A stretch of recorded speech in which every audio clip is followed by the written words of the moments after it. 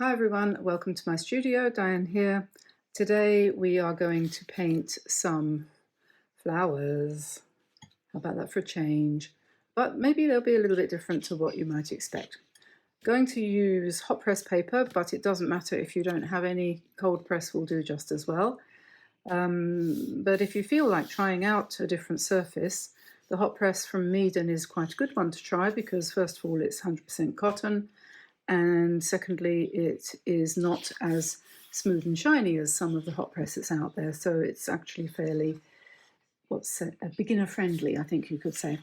So if you just go to either our website or to meadenart.com and put in, when you order Diane 10, you'll get an extra 10% off. So that's always good to know, isn't it?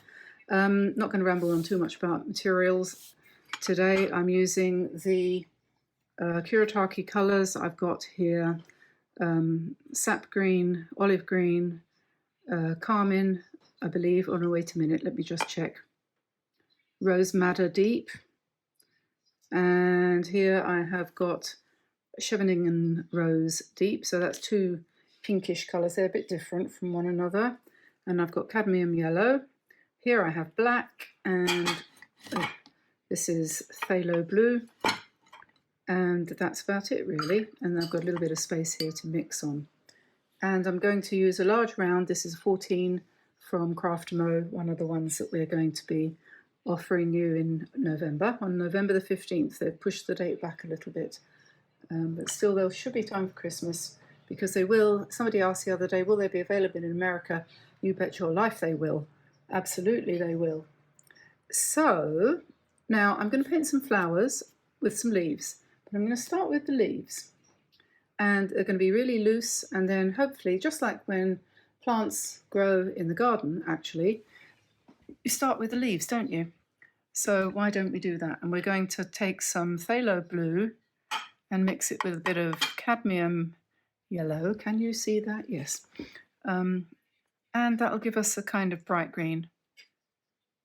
If you add a little bit of black, that will make it darker. Nice. Oh, that's a nice, I call that navy green. It's kind of like navy blue, only green. See what I mean? Anyway, so let's pop some of that down, and let's do some what do you call them? Stylized leaves. Now, hot press paper is smooth, or relatively smooth, so it has a completely different feel to it from cold press, and I do think it's a good idea to try it out because you might be pleasantly surprised. I'm just dropping in some darker green, otherwise known as black, into these leaves so that it can spread and give me a good irregular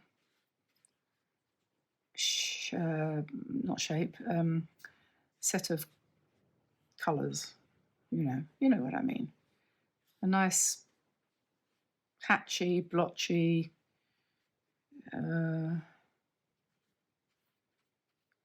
very varied. They call it. What do they call it?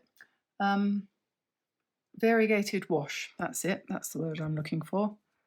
Variegated wash. So then I always think it's a good idea to just drop a little bit more paint into the areas that you've just visited. Just very lightly using the top of the brush, tip of the brush, not top of the brush. That would be the top, wouldn't it? The tip. That is to say, the hairy bit. So we've got that, and then I'm going to do another stem over here and let us be a bit bluer, and let's have some lovely almost teal coming in there.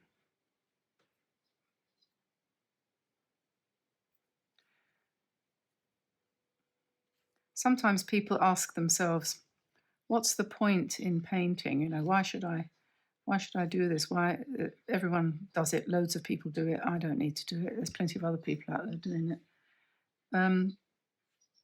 I would say to that you do it because when you finally get off your butt and get yourself into your painting zone and pick up a brush and do it, it's actually quite pleasant and really doesn't need to be any more complicated than that, does it? Or does it? No, I don't think it does. We do it because it makes the world a better place, basically. And because it makes our lives tolerable. So, and because it means we don't have to get on the C train and go downtown in Calgary in order to go to work and earn a crust. I quite liked living in Canada. I'm going to talk about Canada again, just because I can, in some ways. And it was good it probably saved my life as well as nearly killed me. But anyway, that's another story. But what I didn't like was the winters and the transportation system. Very good transportation system, except it was too full, too busy, and I had to walk across half an acre of snow to get on the train, which, me being a feek and weeble English Rose, I used to find that a little bit tricky. And I remember arriving at the car park, I had a Jeep, a little black Jeep, and I parked it. And I sat there thinking, I've got to cross all this snow to go to the station to get the train. And I actually burst into tears at the thought of getting out of the car and walking to the train. And never forgotten that. That was possibly a low moment in my life. But what was really good was that car, this is quite funny actually, that car was on its last legs. I'd been ripped off by the trader who'd sold it to me. I paid proper price for it, full price, but it turned out that it had a cracked cylinder head. And I had just found this out. And it was going to cost me a fortune, which I didn't have, to repair it. And I was just sort of steeling myself to the idea of having to take it to the garage and have it fixed. And I thought, no, you know what, I won't be able to afford it. I won't be able to do it because I haven't got enough money to be able to do it. So anyway, this day I parked the car. And when I came back that night, it was gone. Yep, someone had stolen it. Yep, they had. And so I spent half an hour wandering around the car park looking for it. Couldn't find it. In the end, I decided, oh, well, good luck. You've just stolen a car that's about to blow up its engine.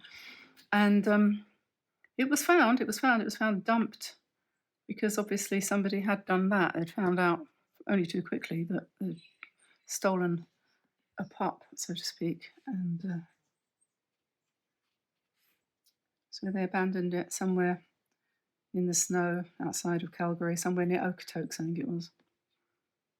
But I didn't get it back because they'd done something to it. I actually know, yeah, I claimed on the insurance, and then it was later found. And they said, oh, we'll just throw that away now then, shall we? So yes, there we are. That's life. Anyway, so it was a blessing because they gave me $500 and I was able to buy something else. So what I'm doing here, I'm doing leaves in a kind of bluish green, and then behind them I'm putting these kind of, I don't know if this is going to work or not, these kind of goldeny ones, which is a mixture of cadmium yellow and Chevening rose or any other kind of red to make a sort of orange. And put in some dots and dashes and doogeries and dooberries. And I don't know what's going to happen with this, but we'll see. And then up the top, I'm going to do some flowers. So we'll take some of this colour and just brush that in petal form. I hope you didn't miss too much of that. It was a bit off the bottom, wasn't it? But never mind.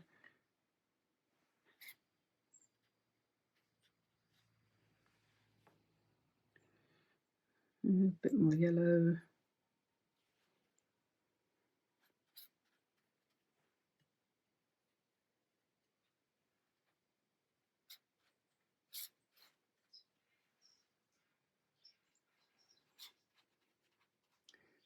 On hot paper, it's a good idea to use plenty of, I think it's a good idea anyway, to use plenty of water and let things kind of blend. And then we'll take a bit of black, I think, and mix it with some of the red to give us a nice dark purple. And just put a bit in the middle, let that go bonkers. And what next? A bit of green and a bit of black. Do some more stems.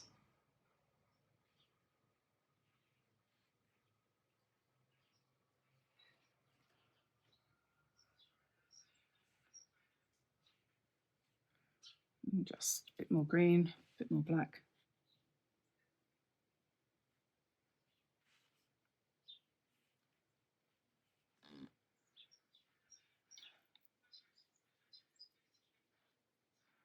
I think black is your friend. In many ways, the new style of watercolor painting, we can take absolutely no notice of the admonitions of the old masters to never use black in watercolor, because it's not true. It's actually amazing. If you have a good set of watercolors, black will be your friend, I think, anyway. So I'm going to put some more yellowy pink leaves on these, just to fill up the space. Why not?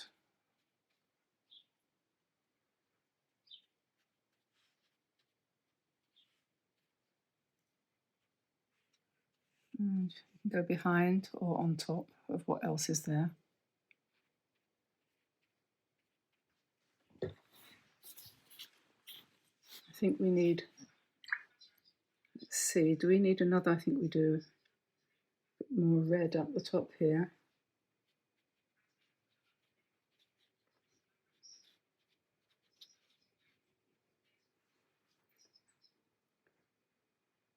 Just keep it plenty loose.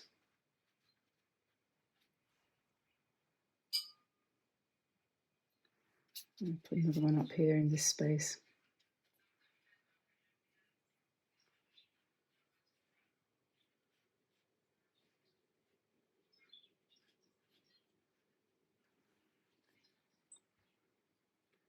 I'm not sure, I think I'm going to just put in some dots as well. We're not finished yet. Usually this is the last thing you do, but I'll just put some of those in to remind me that I'm going to do some of that at the end. And then now we have the basis of what we're going to do next. Actually, I'll tell you what, I want to put another red one down here.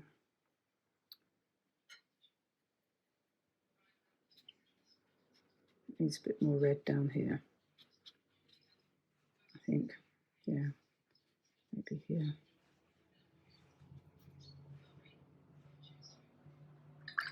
Okay, let's dry it. Okay, that's dry now. For the next stage, I'm going to use some of my Poetique pens, watercolor brush pens, which are going to be sitting here, ready to use. And I just pulled out a few more or less at random here that I'm going to use to enhance these painted flowers. So what I need is also a little scrap of paper to test them on. Let's get rid of that. And let's get rid of that. So yeah, just to see whether that's going to go, yeah, that will go with that, won't it? So what we might do is just basically embellish, if you see what I mean, with lines. Imagine that we are bees and we are looking for lines to guide us to the center of the flower.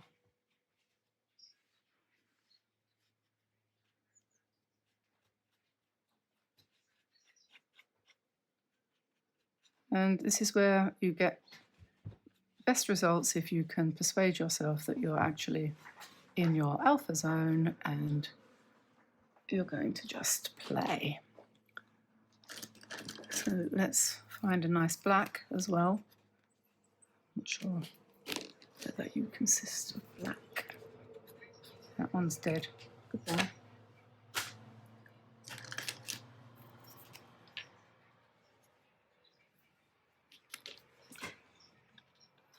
So we're enhancing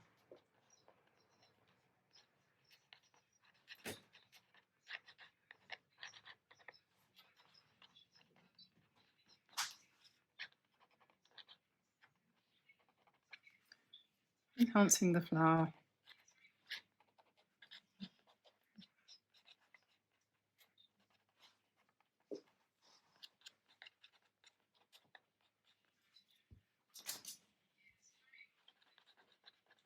So that's kind of like the first pass. So we'll just do that to start with. And then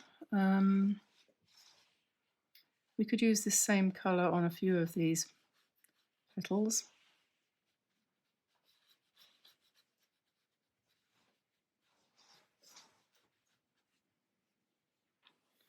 We could use this one too for nice fine lines.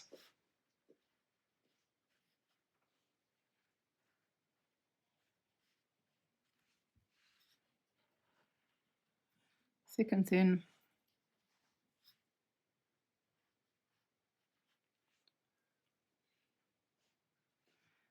Probably a good idea to sort of spread yourself around a little bit.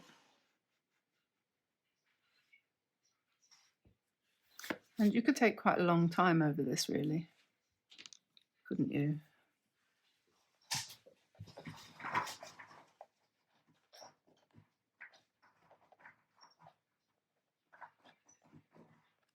Then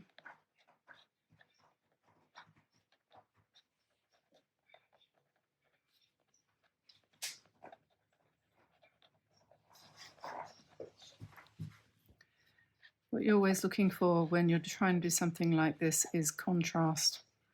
So black against colour is good, really.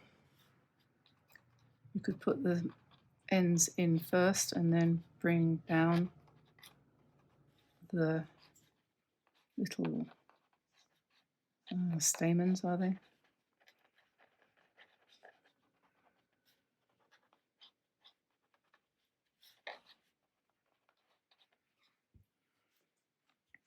Keep them looking sort of crazy.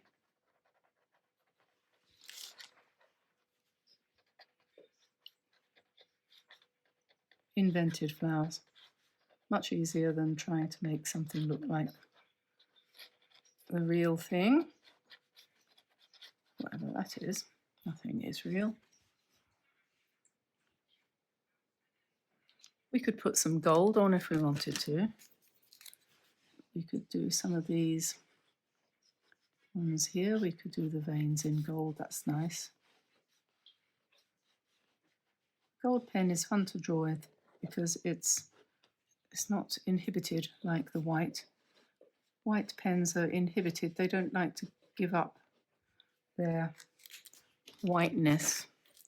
The Artistro one is quite good.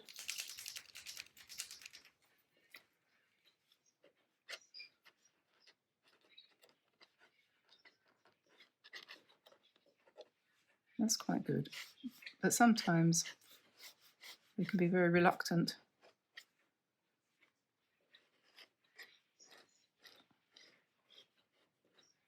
Or they dry very light. Sometimes that's a good thing because you don't want the white to necessarily be too hyper, except when it's an eyeball, and then you might, you know, the light in the eye and so on and so forth. Let's put a bit of black in the middle there.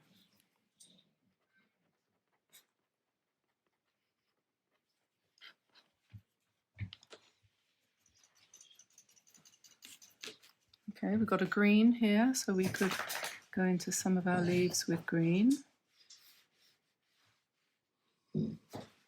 Sorry about the background noises. That's mostly my dogs. Don't know what they're making a fuss about, but you know dogs. I've embarrassed them now, they've shut up. So don't worry about the green not matching the green underneath, because by the time it goes over the top, because it's partially transparent, it'll harmonize.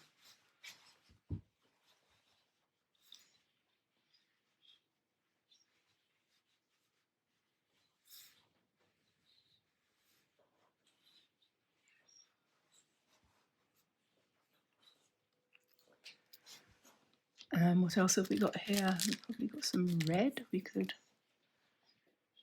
put some red lines in here.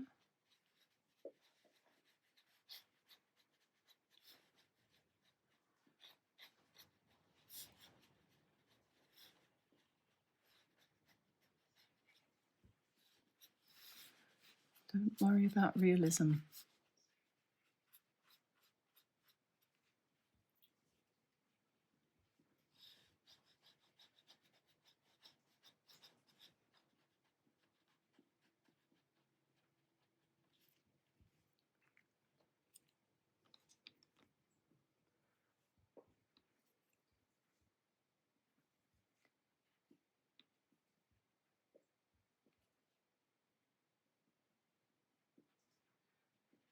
I just needed a little bit more there, I think. Okay, let's do a few more of these ones in gold.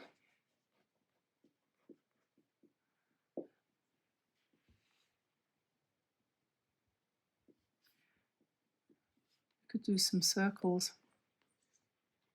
as well on some of them, perhaps. It's all a case of just kind of building up an overall pattern, and you have to have a bit of faith. I suggest, if you want to do something like this, one way to do it is to find a painting of anything online or in a book, and anything that you like the colours of, and use it as an inspiration for your palette. That's a posh word for the colours that you're going to paint with. That's what I do. In front of me at the moment, I've got a picture that somebody else has painted, or it could easily be a photograph, or even an embroidery, or I was painting something this morning that was based on a not patchwork, quilt, a quilted wall hanging. And so just to get the colours and maybe elements of design. And that's a really good way to start, actually. It gives you a guide, and then once you've got going, you don't have to look at it anymore. Let's put a bit more white on.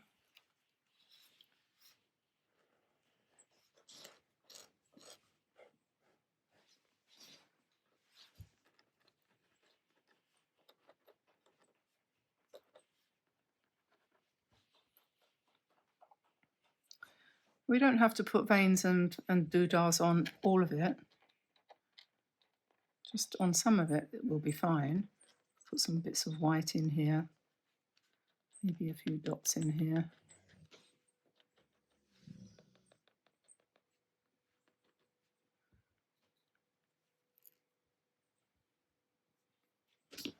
And we've got these sort of, what do you call them, berries or something.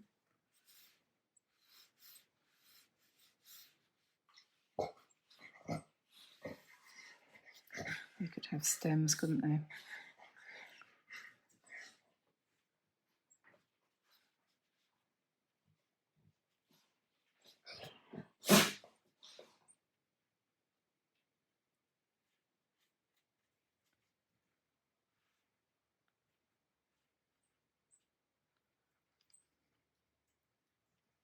Join them onto that.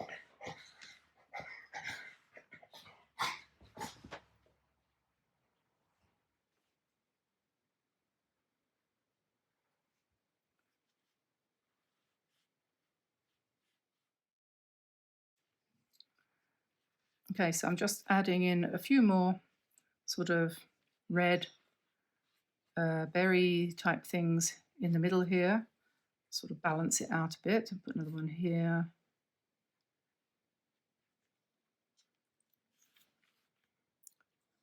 And I think you could go ahead and put veins on all of them just to elaborate them a bit, but you know, life's a bit short for that, isn't it? So I'm going to do a little bit of spatter. Let me find a, oh, I'll tell you what, I want to do it with a toothbrush if I can find one. There we are, that's toothbrush, and we need him because toothbrush is our best friend in the winter when we have to do snow. And although you can do snow obviously with a rigger or an ordinary round brush, it's sometimes easier with a toothbrush. So I'll just mix up some spatter there and I'll just try it. Yeah, so let's put some spatter in the middle here. I don't want to go too mad, but we'll put a little bit down here as well. And up here. I think spatter has kind of gone out of fashion, but I don't care. I'm not a fashion-driven person. So if you feel you've gone a little bit heavy-handed, you can dab it up like that. Just pick it up a little bit.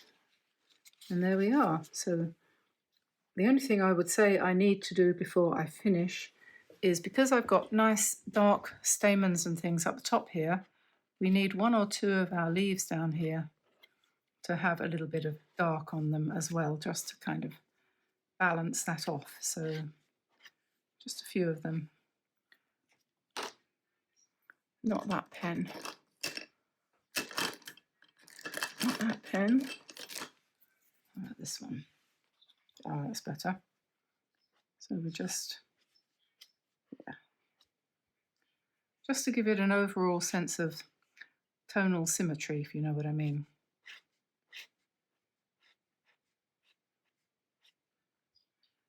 Oh, this one needs it, doesn't it, desperately?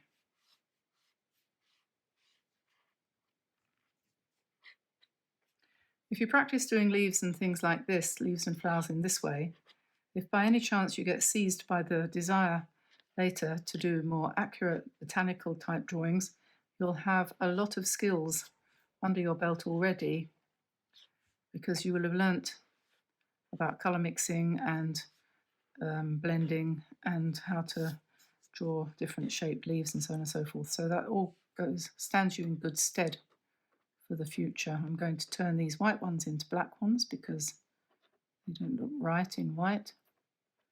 And I think I'm going to leave it there. So there we are, one random floral,